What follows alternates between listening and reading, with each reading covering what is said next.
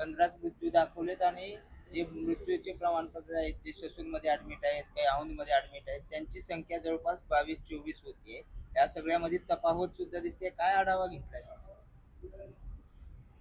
सन्माननीय श्री रामानंद, सन्माननीय श्री फुलारे हे स्वतः आय जी आणि ॲडिशनल आय जी, त्याचबरोबर एस पी आणि CIDचे संबंधित DYSP अशा सगळ्या 5 जणांशी माझी बैठक झाली.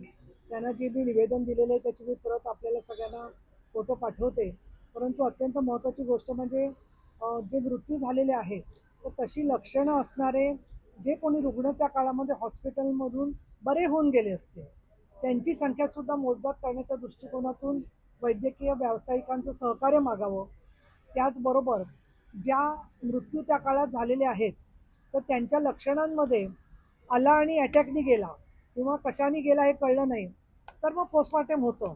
परंतु नुसतंच जिथे दुसरंच काही कारण दाखवलं गेलं असेल त्या प्रत्येक मृत्यूच्या संदर्भातली तपशीलवार माहिती जमा करून त्यामधून जे काही सत्य असेल ते समोर यावं. त्याचबरोबर बरेचसे रुग्ण हे आजारी पडल्यावर किंवा त्यांचा मृत्यू झाल्यावरती दुसऱ्या भागात सुद्धा निघून गेलेले आहेत. मग ते कर्नाटक, लातूर, बिहार अशा ठिकाणी गेलेले आहेत.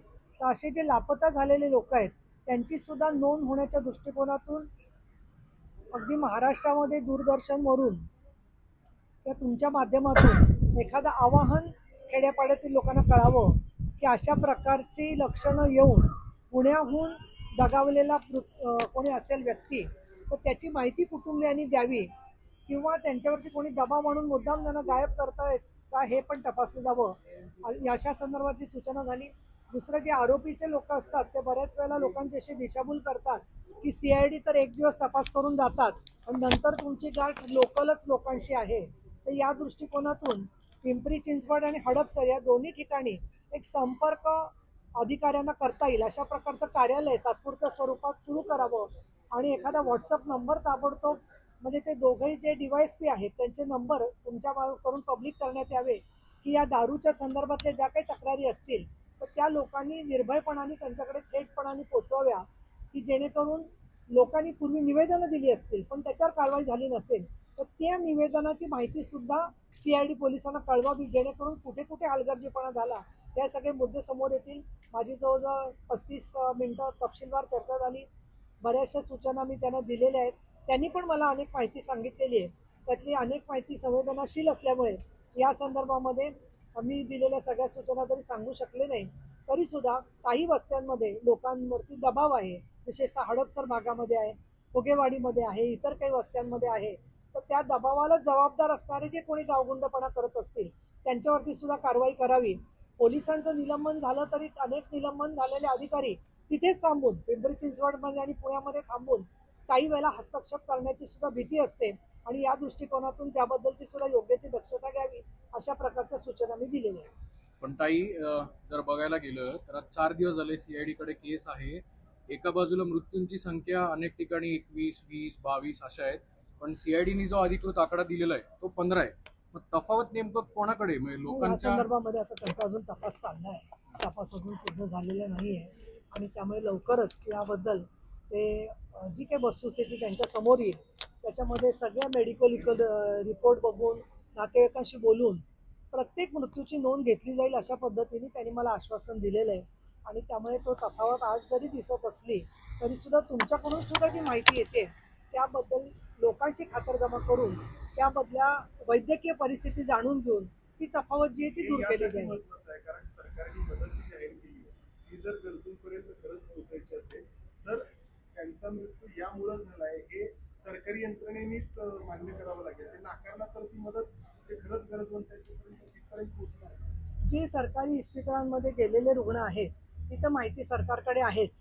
परंतु जे खाजगी रुग्णालयात गेले किंवा गावी जाऊन किंवा आसपास घरांमध्ये त्यांचे कुठे खेड्यापाड्यात मृत्यू झाले असतील तर ती माहिती जनतेच्या मार्फत सुद्धा पोहोचली तर त्याची नक्की दखल घेतली जाईल असं मला वाटतं. राजेश देशमुख आहे त्याचे प्रमुख, त्यांच्यावर काही कारवाई होत नाही किंवा ते SP जे आहेत कानडे आतून त्यांच्यावर होत नाही, पोलिसांचा बळी दिला जातो. पण राजेश देशमुख सर्वच याला जबाबदार आहेत असं नागरिकांचं म्हणणं आहे. त्यांच्यावर कारवाई किंवा निलंबनाची मागणी करतायत. मला असं वाटतं की ही सगळ्यांची जबाबदारी असते. उत्पादन शुल्काची जशी जबाबदारी आहे तसं लोकांनी वेळोवेळी निवेदनं देऊन त्याची दखल पोलिसांनी घेतली नसेल तर ते देखील तेवढेच जबाबदार आहेत. या दृष्टिकोनातून उत्पादन शुल्काकडे ही माहिती आधी होती आणि त्यांनी त्याबद्दलचा हा पूर्वी गुन्हाही या हातभट्टीवाल्यावरती दाखल केलेला होता. आता यामध्ये राजेश देशमुखांचं काही त्रुटी राहिली आहे का अजून कोणाच्या काही त्रुटी राहिलेल्या आहेत वरिष्ठ स्तरावरती, हा संपूर्णपणाने मला असं वाटतं माननीय मुख्यमंत्र्यांच्या अधिकारातला विषय आहे. त्यांचंही बारीक लक्ष आहे. एकनाथ शिंदे साहेबांनाही याबद्दलची माहिती सगळी कळवलेली आहे आणि त्यात मग जे जे संबंधित असतील त्याबद्दल आणि परत आपल्याला मी नम्रपणे सांगू इच्छिते की 22 जूनपासून अधिवेशन सुरू होतंय. त्यामुळे अधिवेशनामध्ये सुद्धा याच्यावर आवाज उठवलाच जाईल. अधिक वेगवेगळे आमदार काही जण आज आता जात आहेत. त्याच्या आधी तर मी गेले प्रत्येक ठिकाणी तर कोणी विशेष भेटायलाही त्यांना गेलेले नव्हते. पिंपरी चिंचवडचे गेले पण हडपसरमध्ये मात्र थोडंसं शिथिलता मला जाणवलेली आहे. दुसरं असं महानगरपालिकेने मदत जाहीर केली आहे पण प्रत्यक्षात ती मदत मिळालेली नाही आहे आणि समाजातले काही लोक आम्हालाच प्रश्न विचारतायत की हे दारू पिऊन मेले तर याच्याबद्दल यांच्या कुटुंबियांना का मदत करायची. तर मुळात कुटुंबीय जे आहेत ते काही दारूच्या व्यसनाचे बळी आहेत ते जे आहेत ते आणि त्यामुळे या कुटुंबियांना कुठे ना कुठे धीर दिला तर केसमध्ये कन्व्हिक्शन होऊ शकेल असं मला वाटतं. आणि प्रत्येकापर्यंत मदत पोचण्याच्या संदर्भात जे जे आपल्याला सत्तेसमोर दिसतंय ते आपण सुद्धा सरकारसमोर मांडताच आहात आणि अजून काही माहिती आली तर ती त्यांच्याकडेही द्या आमच्याकडेही द्या आणि मृत्यूंची संख्या जी वास्तवदर्शी आहे ती नक्कीच सरकारला स्वीकारायला लागेल. डिपार्टमेंटनी कारवाई करायला पाहिजे होती ती केली असं वाटतं तुम्हाला की काही त्रुटी राहिली? एक तर स्पष्ट त्रुटी दिसते आहे की ते म्हणजे मिथेनॉल हे घातक द्रव्य मिसळलं ते एका पोर्टलवरून किंवा कुठून त्यांनी प्राप्त केलं आणि प्राप्त केल्यानंतर इतके धडाधड मृत्यू व्हायला लागले. तर अशा पद्धतीने घातक द्रव्यांचं रसायन लोकांच्या पोटात गेल्यामुळे हा सगळा प्रकार झालेला आहे. आधीच याची संपूर्ण साखळी जर का उत्पादन शुल्क विभागाला तोडता आली असती तर एखाद्याच ठिकाणी घटना घडलेली दिसली असती पण तसं झालं नाही आहे. त्याच्यामुळे मला असं दिसतं की मोका किंवा MPDA लागावा अशा पद्धतीची एक साखळी झालेली आहे. उत्पादन शुल्काने अजून काय स्वतःचा अहवाल जर का जाहीर केला की आम्ही काय काय कारवाया केल्या होत्या लेखी अहवाल, पण मध्यंतरी मी काल पेपरला वाचलं की 1000 ठिकाणी ते छापे घातले म्हणतात. पण कुठे घातले काय घेतले आम्हाला सुद्धा माहित नाहीये. तर त्याच्यामुळे त्या छाप्यांमधून काय निष्पन्न झालं असं त्यांनी एक अहवाल मांडावा असं मला वाटतं. तुम्ही मोकाम कोणावरती लावा? योगेशवांकडे आरोपी होत आहेच पण उत्पादन शुल्क मधले कोणी जबाबदार असतील त्यांच्याकडून मुद्दामून जाणीवपूर्वक दुर्लक्ष झालं असेल ते सगळे याच्यामध्ये जबाबदार आहेत आणि त्यामध्ये जसे त्यांनी स्वतः विक्री केली त्याचबरोबर त्यांनी पोहोचवली विक्री यांचे स्वतःचे गुत्ते आहेत परत हडपसर आणि इतर ठिकाणी हे सगळेच जबाबदार आहेत असं मला वाटतं. काही तुम्ही सीआयडीच्या कार्यालयात आलेला आहात. सीआयडीच्या पोलीस अधीक्षक आहेत वैशाली माने यांनी गंभीर आरोप केलेला आहे की महिलांना बदल्यांमध्ये दुजाभाव भेटत आहे. कुठेतरी त्यांची अडवणूक केली जात आहे. अनेक महिला ज्या आहेत त्या नॉन एक्झिक्युटिव्हला आहेत. सरकार महिलांकडे बघताना कुठेतरी त्यांना पोस्टिंग देताना कुठेतरी हात आकडते घेते असा त्यांचा आरोप आहे.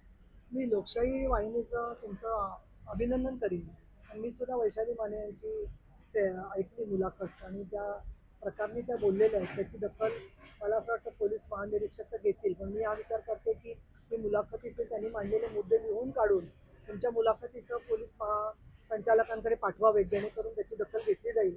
आणि याच्यापूर्वी कुठल्याही वाहिनीवर न येता अनेक महिला पोलिसांनी माझ्याकडे ज्या तक्रारी केलेल्या आहेत त्याचा मी वारंवार मला तर वाटतं निदान 15 तरी केसेसचा मी पाठपुरावा स्वतः केलेला आहे आणि त्या दृष्टिकोनातून या दृष्टीने अंतर्गत महिला सुरक्षेसाठी त्यांची एक कमिटी आहे ज्याच्यामध्ये स्वतः महिला IPS अधिकारी असतात. वेळोवेळी त्यांच्या कमिट्या पण केल्या जातात पण सातत्याने या संदर्भातल्या तक्रारींकडे स्वतः IG आणि स्वतः गृहमंत्र्यांनी तपासून घ्यावं. त्यानुसार काही सुधारणा आवश्यक असेल तर ती जरूर करावी असं मला वाटतं.